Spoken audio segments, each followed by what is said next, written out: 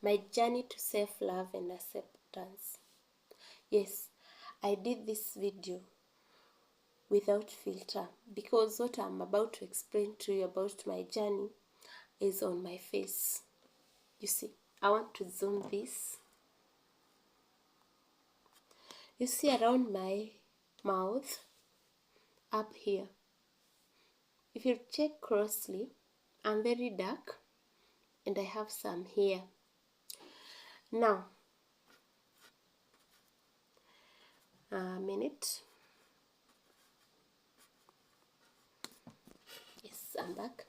Now, when I was in my pubic age, around 15, 14, I was in Form 1, I remember. I joined a girls' school. And on the day of admission, we were admitted to school. I remember my parents took me there, both my mom and my dad, and even my siblings. I'm the firstborn. And so when that day, the others were in their classroom, and once you are admitted, you are shown your bed. I remember my mom helped me to make my bed, and after that, they left, and you are left in the dormitory, and you would stay in the dorm until late in the evening for the first day. Now, I used to shave my hair, and around form, the other student came from their classes, so they were free and they came to the dormitory. I remember one girl, and she was in Form 4, and she met us in a group of Form 1s, and she said, hey, kwani they are even admitting boys? Then the others laughed. Of course, when I was in class 8, I knew I had some hairs, and few of my classmates commented about that. Now, since that day, I lived to hate myself. I remember I used to cut them. And I used to feel they are not good. Okay, I really strained with that for the whole of those 4 years. Now, the same issue came later in my life when I was now a grown-up.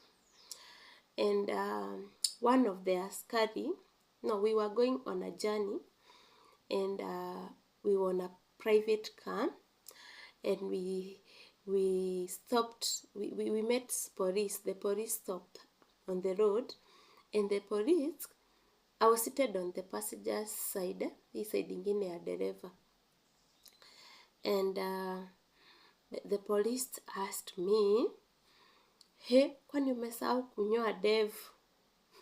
Those who don't hear Kiswahili is, kwani you have forgotten to shave the beards?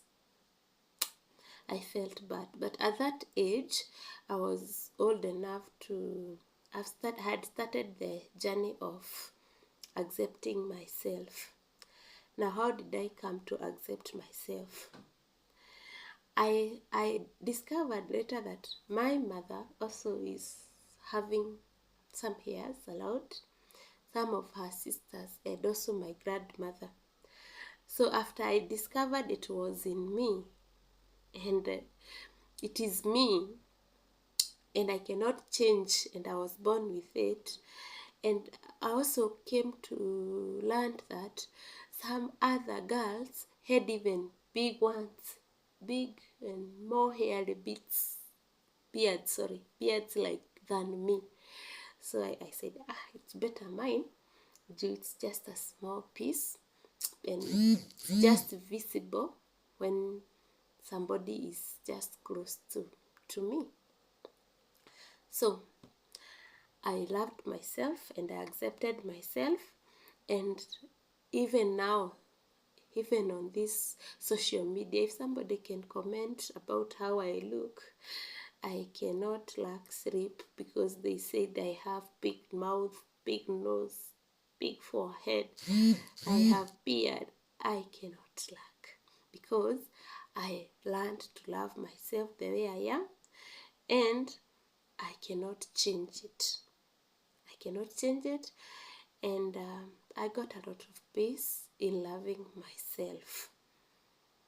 So, my listener, if there's something you're struggling with concerning mostly your physical features, people are criticizing you, you don't look beautiful, you have big eyes, you have big nose, those are not things to worry about. Those are not things to worry about, because the Bible says that we are created in God's image, and if He planned you are good the way you are, you don't need approval from anybody else. So, can you start loving yourself the way you are, and you have a good life? See you.